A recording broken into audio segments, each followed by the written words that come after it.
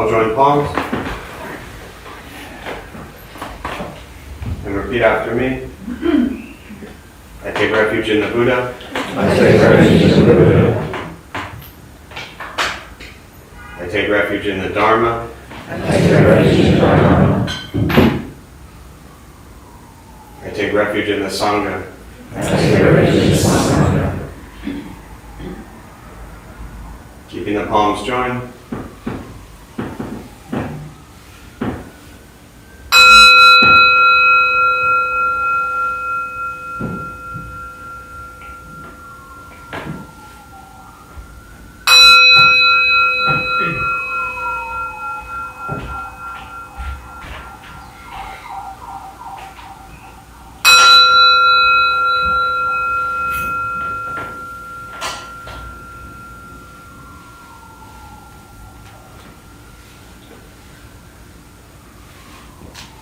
Put the palms down.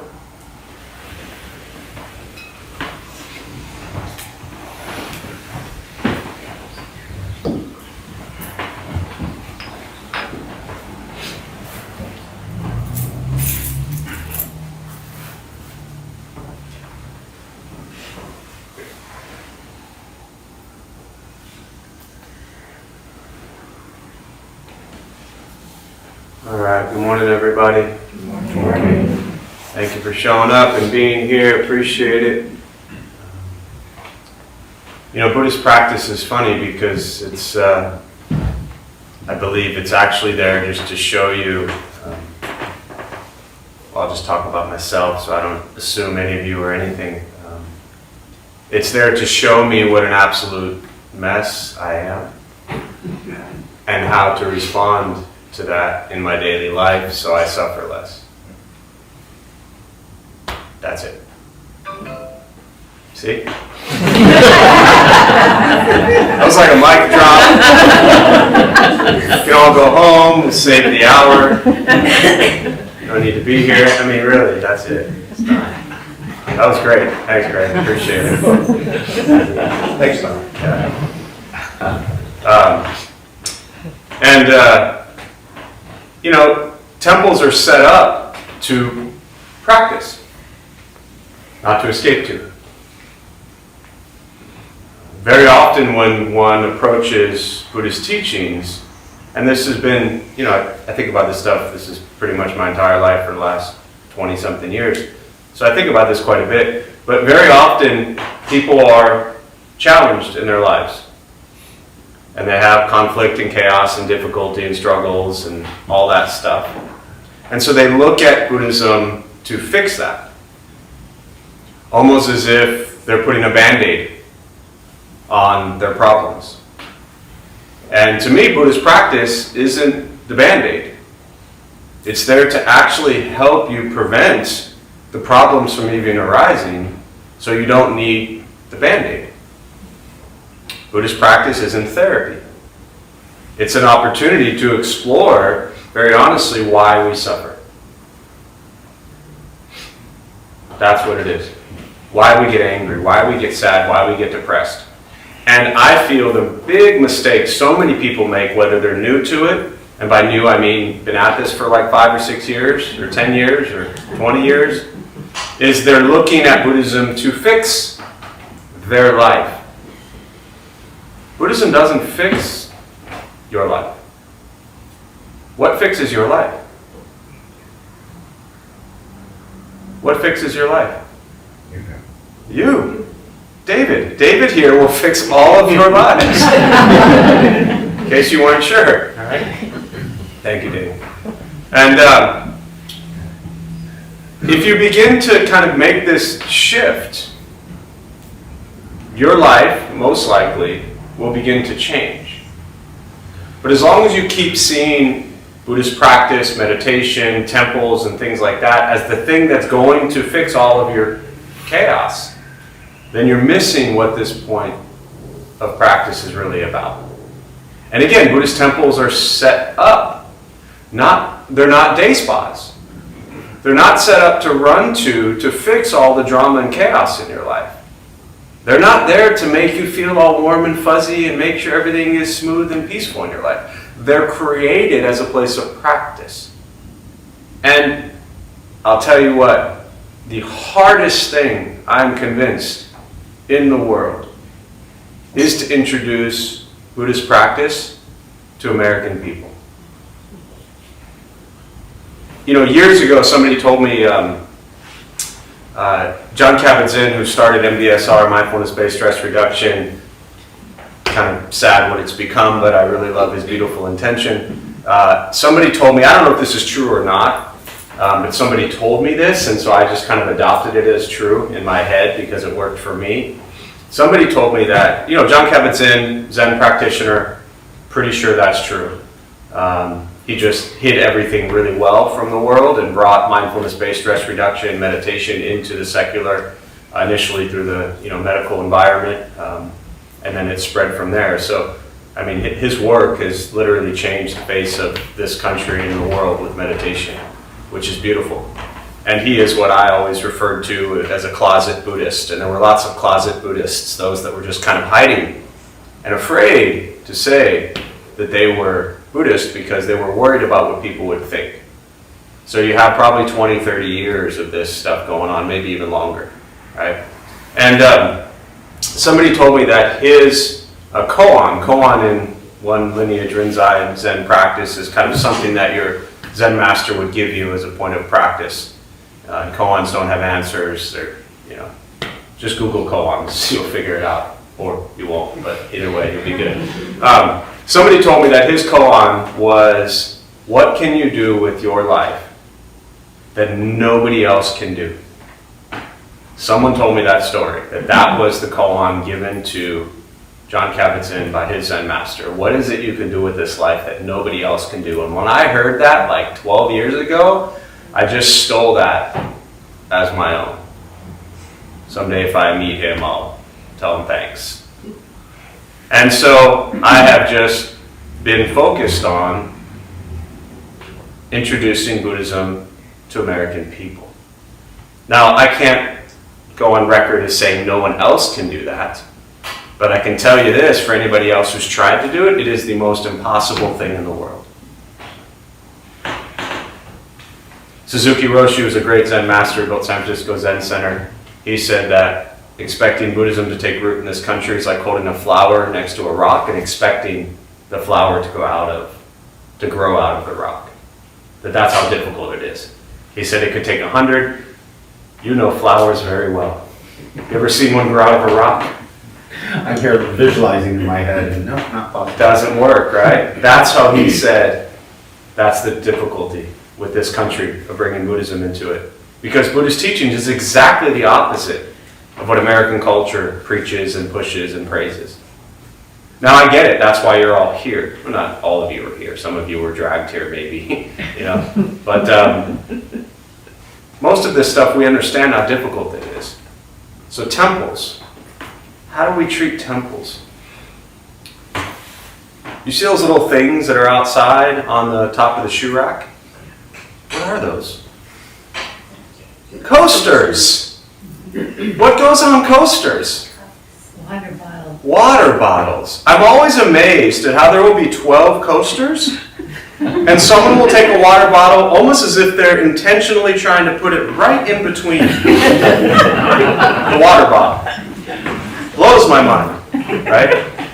This stuff to me is what is most important. For 17 years, we've been trying to get people to do what to bathroom doors when they're done? Close them. I couldn't even tell you how many signs we have made.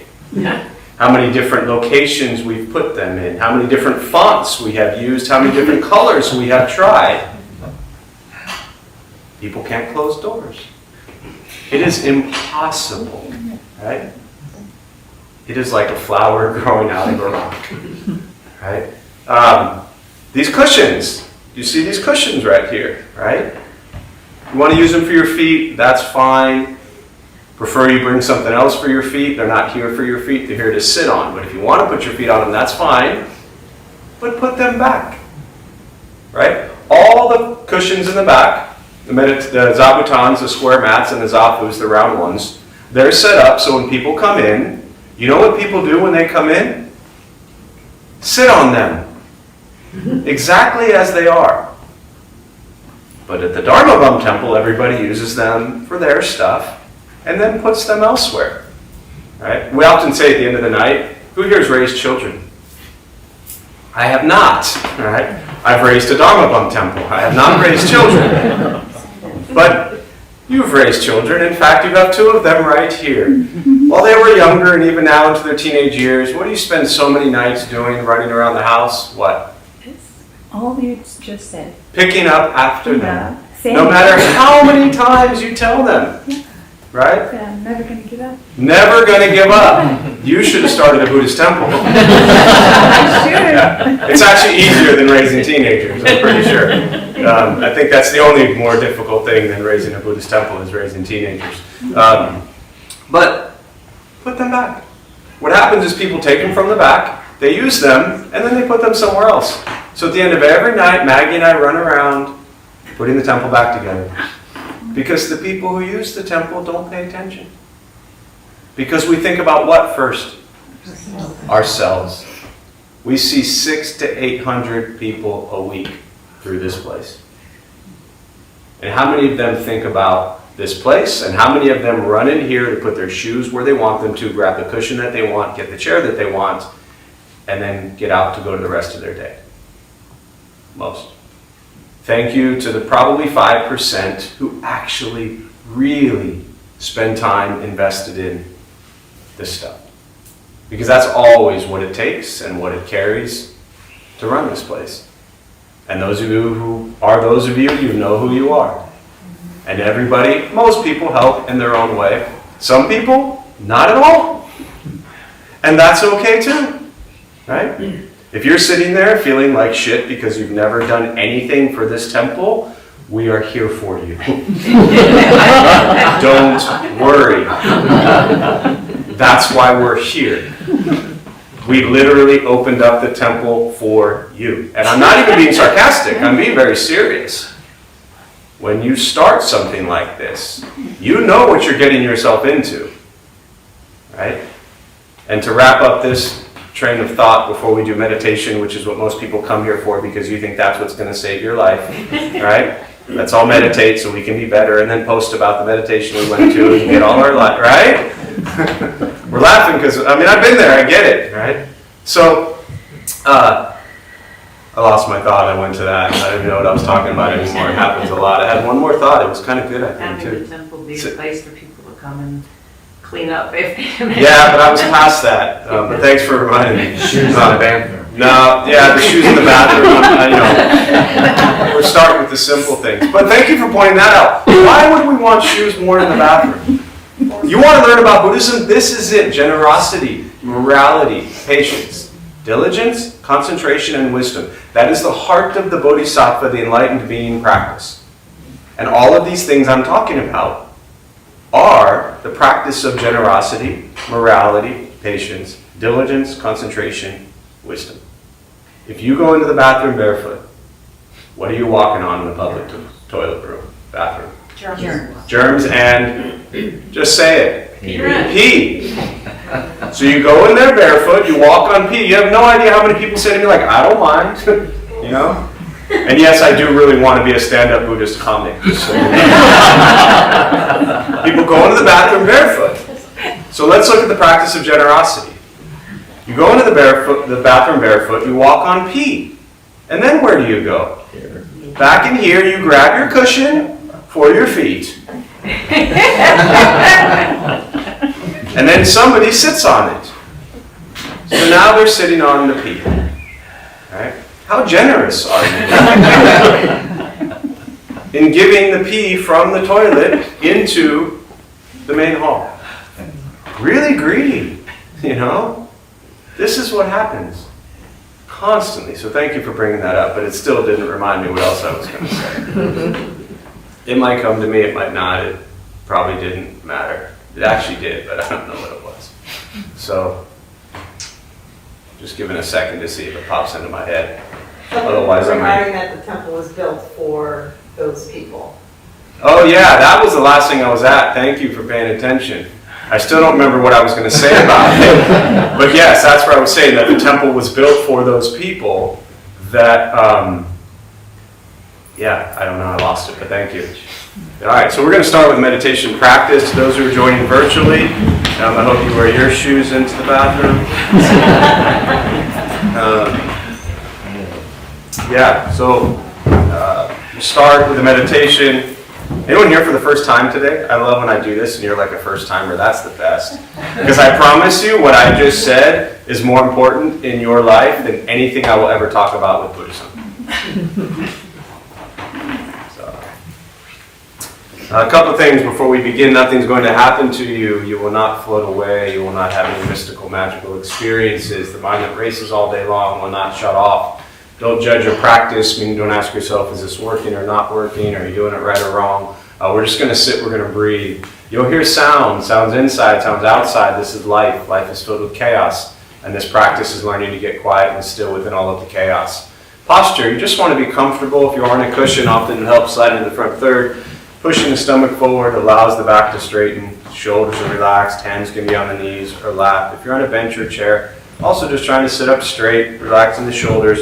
If you are brand new to meditation or brand new here, please understand nothing is going to happen to you. You're not going to empty your mind. You will not think nothing. We're just going to sit and breathe. I'll guide us as we begin, and we'll settle into a little bit of silence.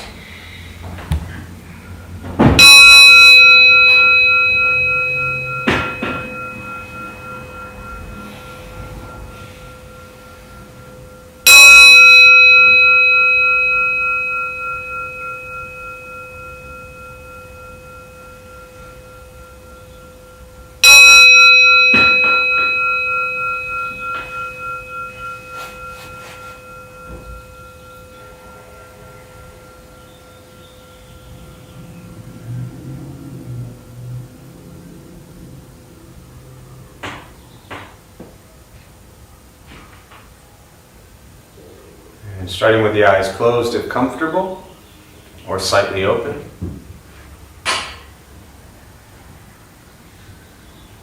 Mouth is open or closed.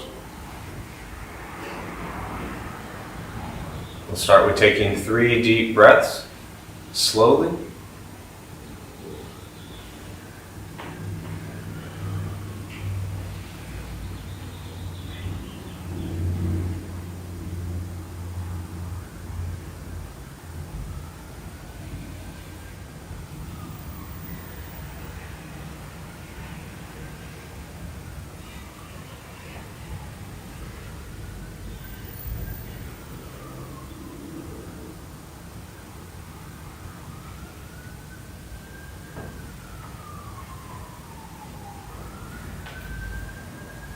And eventually settle into a natural rhythm of the breath.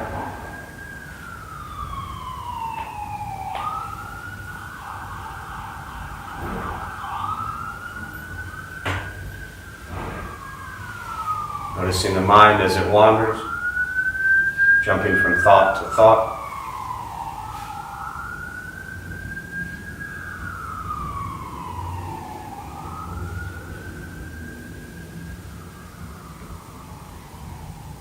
Start with gently guiding the attention, focus to the stomach or chest.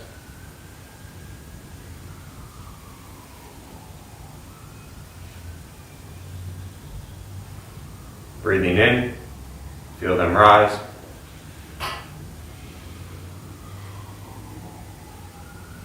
Breathing out, they fall.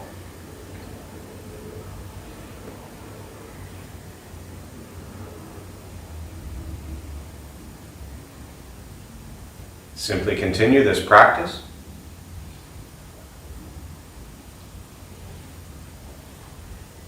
Observing sensation of breath.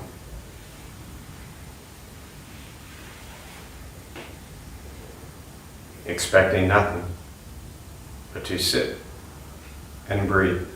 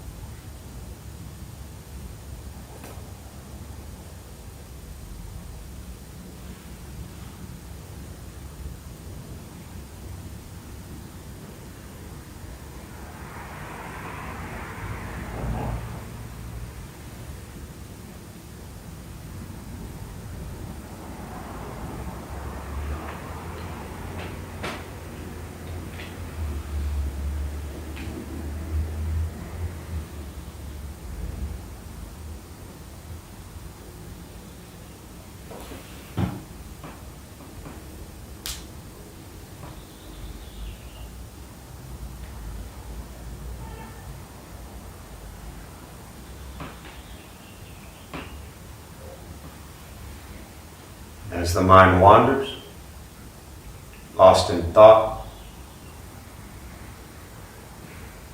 recognize it.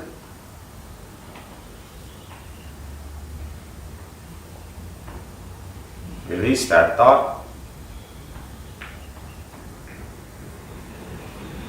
Return attention, focus to the breath.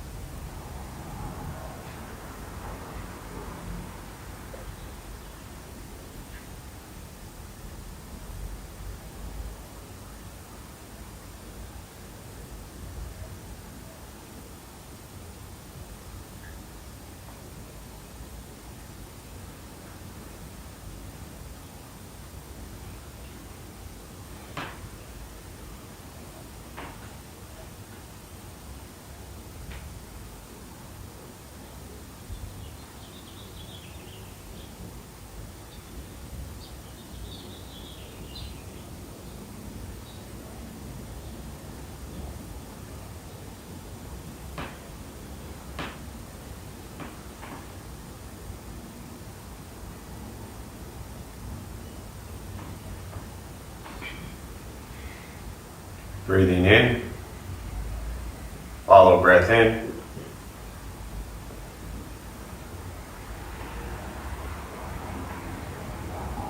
Breathing out, follow breath out.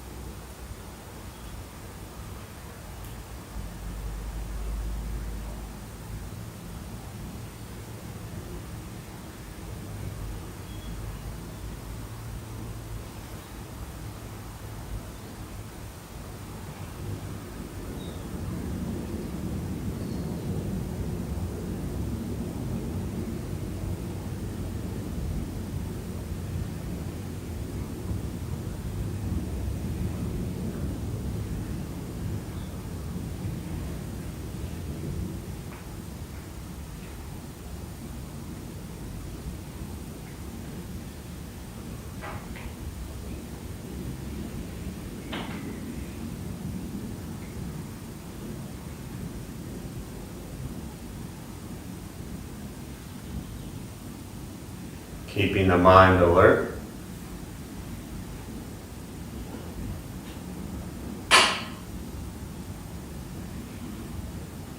Aware of each sound.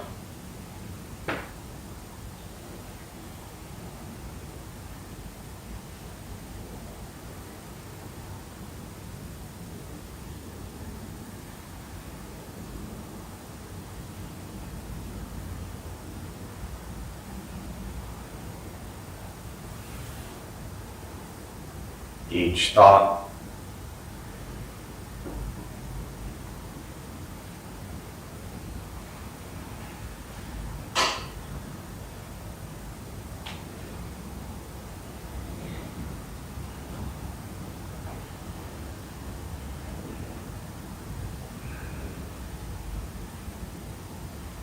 Each physical sensation.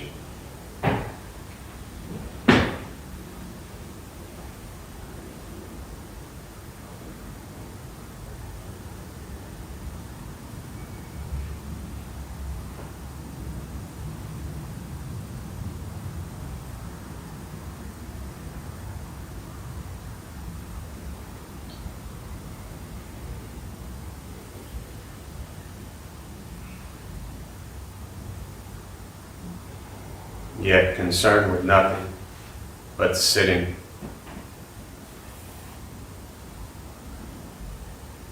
Breathing.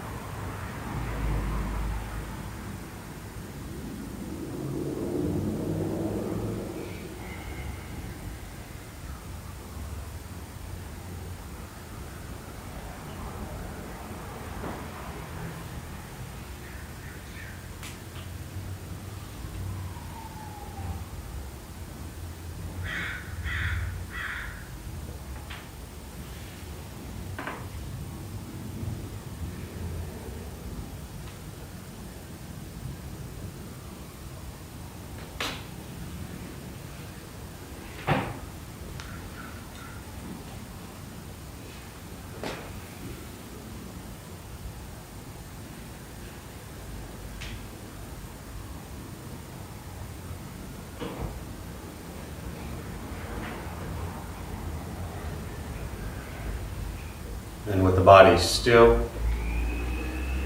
rested, and the speech quiet, aware of all sounds.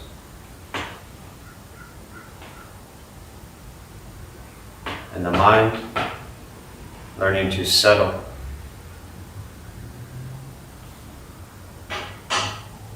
Know what it's like to just sit and breathe.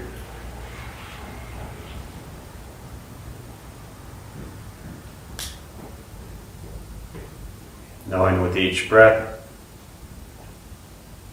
there's nothing else to do.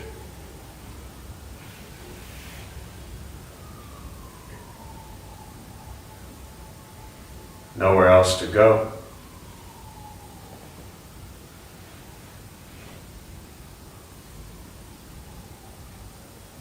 And no one else to be.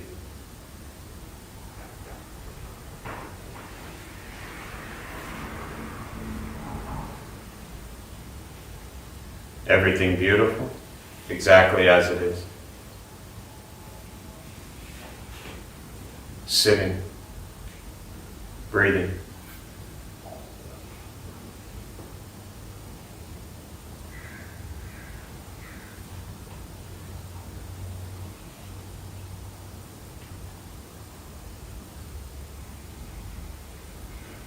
Once again, taking 3 deep breaths, slowly.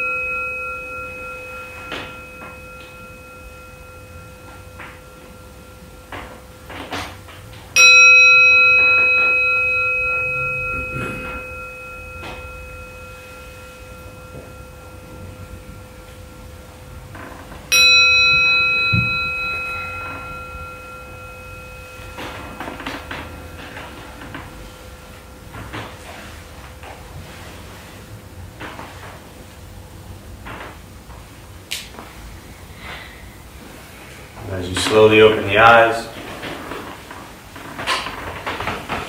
slowly beginning to move. Most important, the practice of meditation is to recognize how you feel now, immediately after. Compare this to how you typically feel throughout your day. Recognize the difference, if there is one.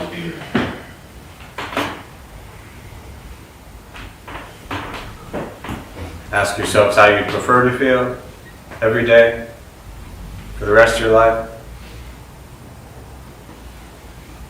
And realize however you feel now, if it's quiet, calm and still, or a busy mind, racing mind, whatever you're sitting with at this moment, has nothing to do with anything I said.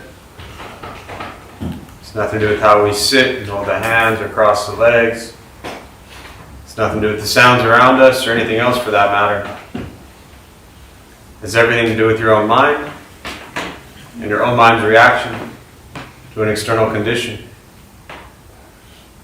This is what the Buddha called pratitya samuppada, means dependent origination. This is the basis of the Buddha's awakening. The word Buddha simply means awakened. He was a human being, no different than any one of us, who began to understand why he suffered, why he got angry, sad, depressed, stressed, anxious. He began to understand the causal relationship of all phenomena. What that means, very simply, for all of us, regardless where you come from, or what you believe in, or where you think you're going, your whole life is filled with things that happen.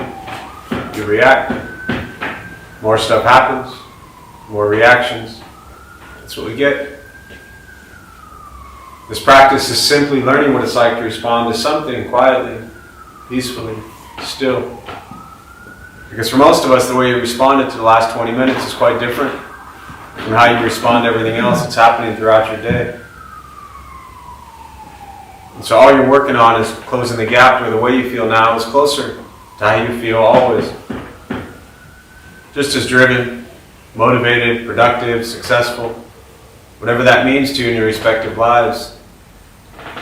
But with a mind that's steady, clear, focused, distracted by nothing, disturbed by no one. This practice is not easy, not necessarily fun. It's not an escape, as I alluded to at the beginning. It is direct perception into the present moment. And very often in our lives, that present moment is filled with chaos, conflict, challenges, difficulty. So it's learning to be with life as it arises, and not running from things as they arise. Because for many people, you'll spend your whole life running. Meditation is free. Buddhist practice is free. It's just sitting, breathing, learning to be kind to yourself and everybody else you encounter every moment of your life. And that's it. Once we stop trying to change, fix, control, manipulate everything and everyone around us, and we work on changing our mind and our reaction to the world around us, life gets simpler. But it is a practice. And it requires setting down so much of what we've built up and carried with us our entire lives, which is our attachment and sense of self, our pride, our ego, all of our defense mechanisms, all of these walls, all of these things that we think are protecting us and keeping us safe are actually the things that are causing your suffering.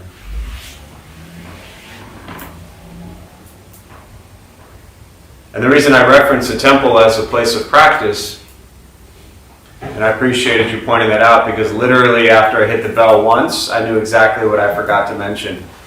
And I debated whether I was just going to stop and do it then or save it for after. So then, obviously I chose after. But the reason temples are built, Buddhist practice is there, is for us to explore the nature of our own mind. And the very first thing the Buddha taught is that life is filled with suffering. It doesn't mean all of life sucks. It doesn't mean your whole life is going to be miserable. It means you're going to experience a lot of pain and suffering in your life. And if you showed up here on a Saturday morning at 11 o'clock, then you've pretty much already embraced that concept, that you will struggle a lot in your life.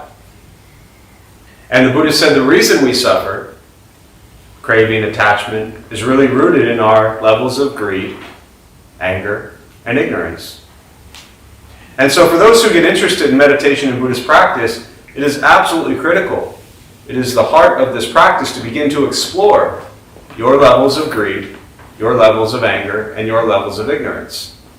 Very often people think, especially for those who might be new, that if you go to a Buddhist temple, that's where all the peaceful people are at. Peaceful people don't go here. They're happy. They're good. They don't need this shit. We show up here. Right? And we show up here because we recognize we have greed, we have anger, and we have ignorance. And we want to work with that. And so what that means is, going back to my comments originally, when I was talking about the people that come here and all that stuff, we don't expect people to put cups on a coaster. We don't expect people to close a bathroom door. We don't expect people to read the sign and put their shoes on. We don't expect any of this. Because we are all greedy, angry, ignorant people. And we love you anyways. Because that's just, I can't speak for anybody else, that's who I am. A greedy, angry, ignorant person.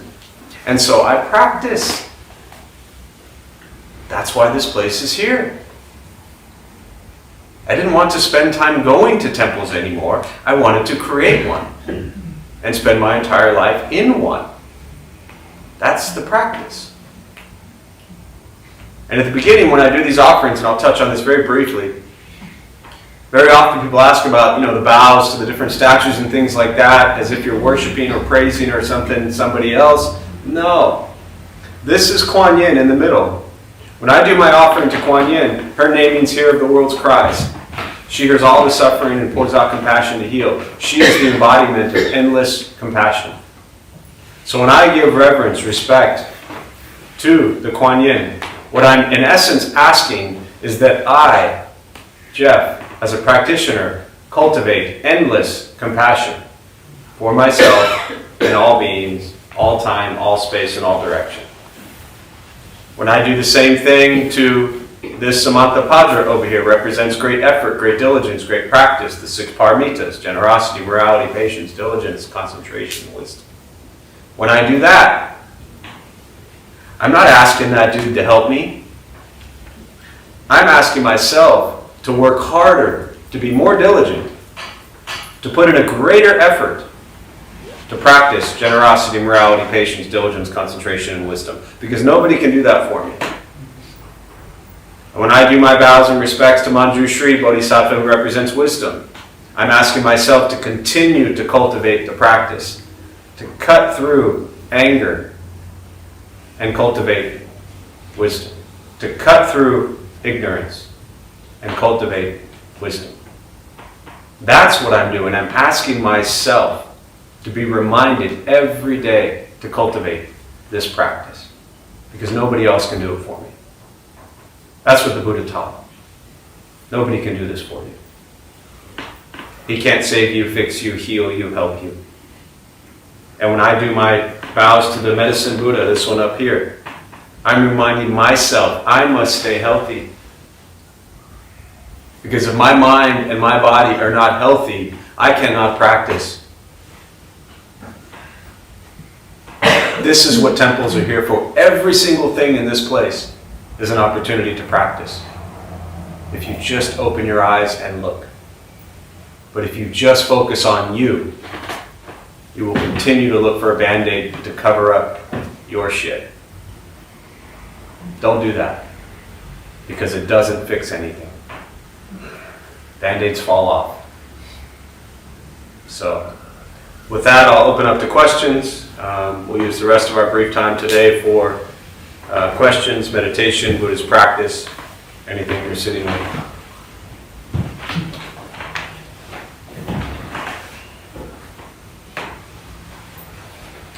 I want to circle back about discussion of the temple. I saw a recent social media post where you're raising the rates. Your admission fee. Everything now is Can you twice elaborate that? as free. Yes. Yes. It was free and that wasn't working, so we made it twice as free. Other questions? Yeah. I'm struggling with coping with anger, actually rage, that just like springs up when I'm dealing with my children. Mm-hmm. And wondering if there's any kind of Buddhist guidance or, it's almost like you don't even know where it comes from. It's like it overtakes you before you realize. Yeah. So the question was, you're dealing with anger, almost rage, in dealing with your children, and you're not sure where it even comes from. It just takes over. And any Buddhist guidance on that. The first simple thing is, there's only one place it comes from. So you can remove the question of where does it come from. Where do you think it comes from? Some kind of attachment, I would think. Some kind of expectation. Ego. Well, yes, all those, but it comes from you. Yeah. The beauty of that, and the reason I start there, is if it came from you, if your anger and rage came from you, forget for a minute what Buddhism can offer you to deal with that. If anger and rage comes from you, what's the best thing about that? That I can process it. That you can get rid of it. Therapy processes things. Stay there. right? Don't leave your therapists. Stay on your meds and go to your therapy. But Buddhist practice is not processing. Buddhist practice is understanding that anger and rage, which is what led me to this practice. So I know anger and rage very well, right? Anger and rage comes from my own thoughts, my own mind, my own heart. And the Buddhist teaching very clearly to cut through anger is to cultivate compassion. Now, before we get to that, and you even mentioned in my question to you, where does it come from? You said expectations. Absolutely critical to look at that. Because as I was talking about, in, I guess, vaguely trying to compare raising a temple to raising children, right? The temple's 17 years old. So the temple is now sneaking out in the middle of the night and doing a bunch of stuff it shouldn't do because it's 17. I don't expect it to be anything different than what it is. The moment you, and this is very careful, don't get any ideas over here, any of you teenagers, right? The moment you expect your kids to do anything differently than what they're doing, you're absolutely setting yourself up for failure and misery and anger and rage. The more you observe and watch, it doesn't mean what they're doing is right or good or that you are patting them on the back for sneaking out in the middle of the night. It doesn't mean it's a good thing to do. But what I'm talking about is dropping your expectations that just because you love your children and you tell them how to be good children and you warn them and you share everything that they're supposed to do, are you actually foolish enough to think they're going to listen to you? How many of you in here, you two close your eyes and cover your ears, actually listened to your parents when they told you to do stuff? Nobody. Then all of a sudden, all you people become parents and you're like, my children won't listen to me. How dare they? I'm an adult now. They don't give a shit. They don't care. They will listen to you even less because you're mom. They got a better chance of listening to an absolute stranger than you. Drop the expectation. The challenge, I've worked with parents around this stuff for 25 years. The challenge is most parents, what they're after is still stuck, and again, craving and desire, they're still stuck in this idea that my children just have to start listening to me. And then you, Tiffany, will be okay. Never going to happen. Ever.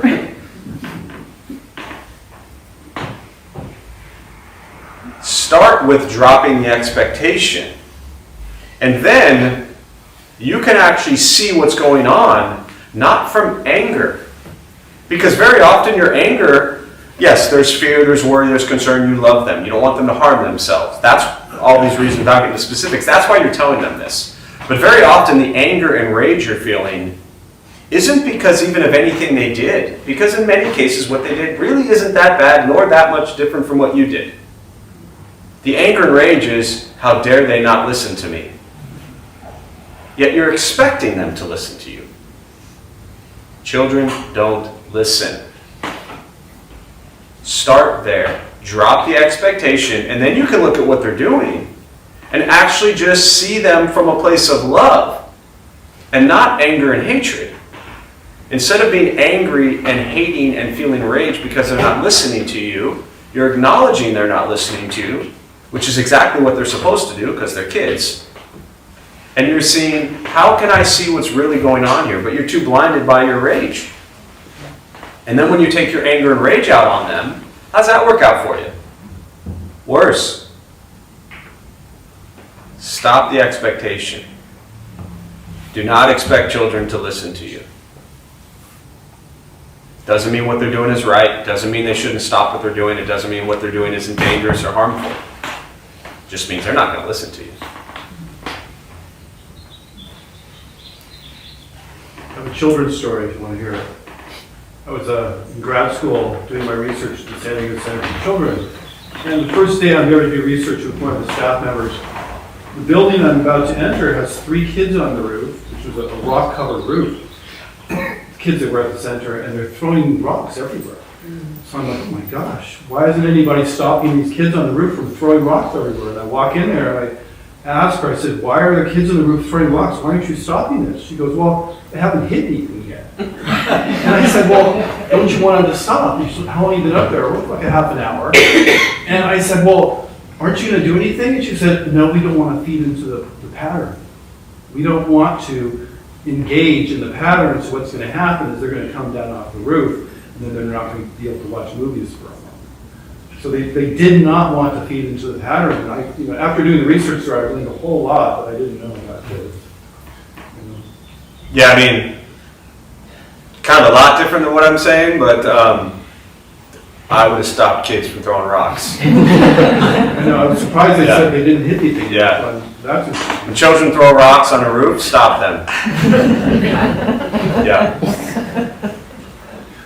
Just don't expect them to not want to get up there and throw rocks. But stop them. Yeah. Yeah. I don't know if this helps, but I teach high school and I was getting irritated because the kids kept taking the whiteboard markers and drawing all over the whiteboard. And so I'm trying to negotiate with them and we're explaining them, my reasoning and all of this. And then one day I realized, like, why don't I just not leave the pens by the whiteboard? They don't draw on the whiteboard anymore. Yeah. Are outsmarted them. What else? Questions?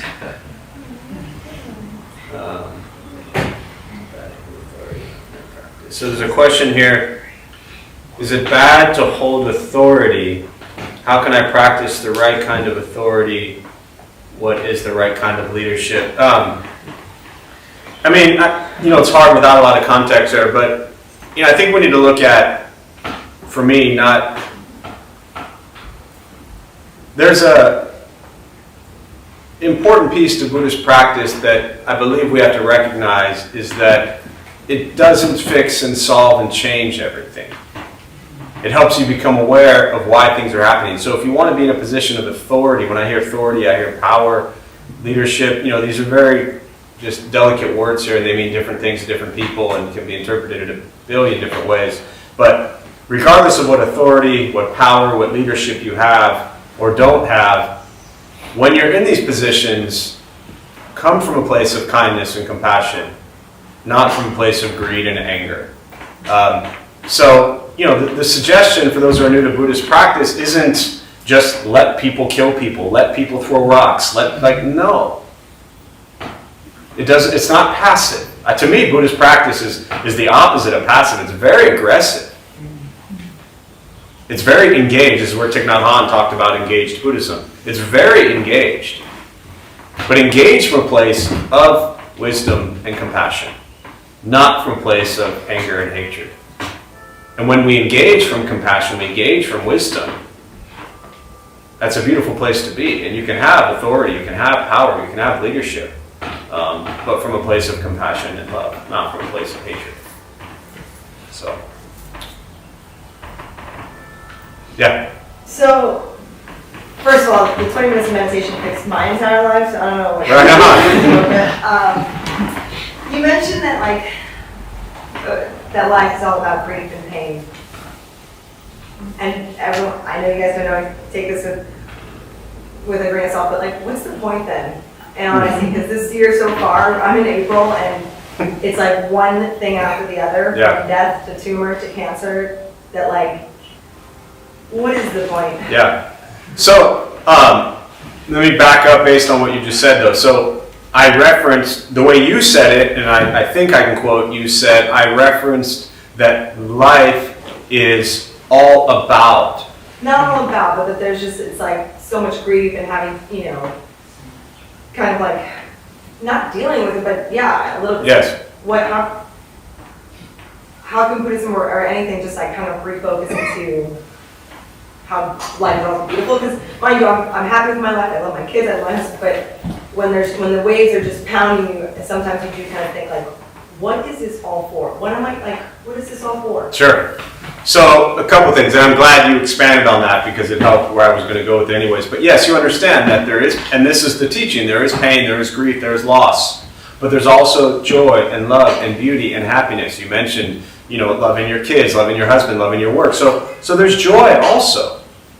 But often the question comes up, especially for those who like to kind of ponder philosophically, try to figure out the universe and all. I'm not talking about you specifically, but just this idea of what it's all for. Why does it matter that we figure it all out? I used to ask that question 20 years ago and it drove me crazy trying to figure out what everything was for. I haven't asked that question in a long time. What I know is that in my life, I will experience pain and grief and death and loss and cancer and tumors and all these types of things in self or others. That is all going to be a part of it. And there's also going to be a huge part of life that is everything that is beautiful. And in fact, if we, for most people, I'm just going to say, for a lot of people, there is actually much more beauty and joy and happiness than there is the grief and pain and loss. But the moments of grief, of pain and loss, we tend to it consumes us. And then it actually kind of shadows or covers the joy and the happiness. So the point, Dalai Lama responds to this a lot, various ways, but a couple things he always says is, the purpose of life is to be kind. That's it. It's not about some deep meaning. It's not about figuring out why we're all here. But if you go through your day-to-day and you're kind to yourself, first and foremost, and then to others, you will most likely have a greater chance of enjoying your day. To me, that's enough. And that will just repeat every day until we die. So to me, the point is, can I do things that make myself happy? And I don't mean like getting all the shit I want, right? Like true, deep happiness and love and care towards self and others. Can I cultivate that in my life for me and for those around me? That's the point to me. You ever see the movie City Slickers? You ever seen it? No? I haven't, so Long time. Right? So who's seen it? Don't ruin it for those who haven't, right? Life is all about what? One thing. Now you're just going to have to watch it. Because in the movie City Slickers, Billy Crystal will tell you, don't ruin it, what life is all about. One thing. That's it. Think of all the billions of things in this universe. And it all boils down to one thing. And in like 2 hours, you will laugh and figure it out. So report back to us after you see the movie. But I think I'll kind of close with this thought. I think in this, and the questions like this come up a lot, but I think in this kind of quest to like understand the meaning of life,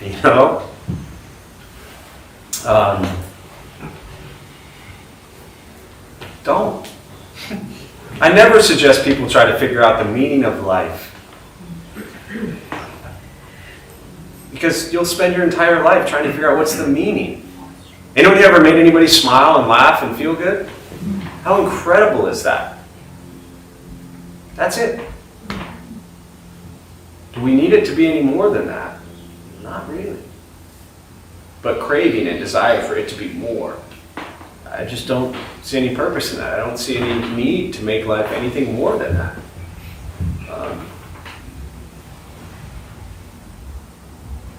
Don't complicate. I don't find this practice complicated. I find it really simple. Be kind to yourself and be kind to others. That's hard. It's not complicated. It's just hard. It's pretty obvious, usually, for most people when you're mean towards yourself and towards others. Pretty clear. So cultivate compassion towards self, towards others. And that's not easy to do. That's why it's a practice. We call it a practice. But trying to figure everything out, man, I was 13 trying to figure everything out. Drove me crazy for 20 years, And then once I stopped trying to figure out anything, this is a lot easier. So Buddhist practice, Zen's practice specifically, is to experience life as it arises. Not try to understand it or figure it out. I'll close you with a great story I love. Years ago, and I've still never found this again, but there was somebody doing like kind of a little homemade documentary thing, and they were at some Zen retreat center. I don't know where it was, doesn't matter. And they were interviewing the people who lived there. And the guy interviewing the people, he asked the one guy, hey, so you get up at 3:30 in the morning to start your day and do meditation? And the guy being interviewed who lives there says, yes, I do. And the interviewer said, why? And the guy just kind of pauses with this look on his face, starts laughing and says, I have no idea. But he was perfectly happy. All right, so we'll close on that. We'll join palms. May the benefit of this practice be shared with all beings in all directions. May all beings be at peace. May all be free from suffering. May any merit gained from this practice be transferred to those who need it most.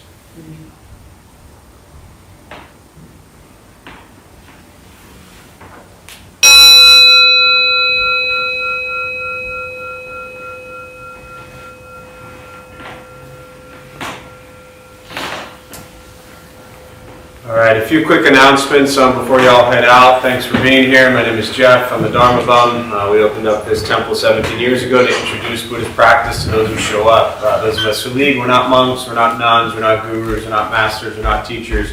We're not looking for students, we're just practitioners.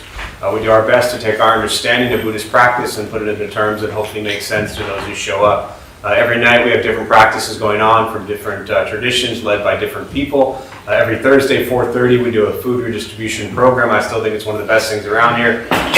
We prepare gourmet vegetarian meals, peanut butter and jelly, and we feed people who sleep on the street. So anytime you think your life sucks and you lack gratitude and appreciation, feed people who sleep on the sidewalk, and it tends to put things into perspective.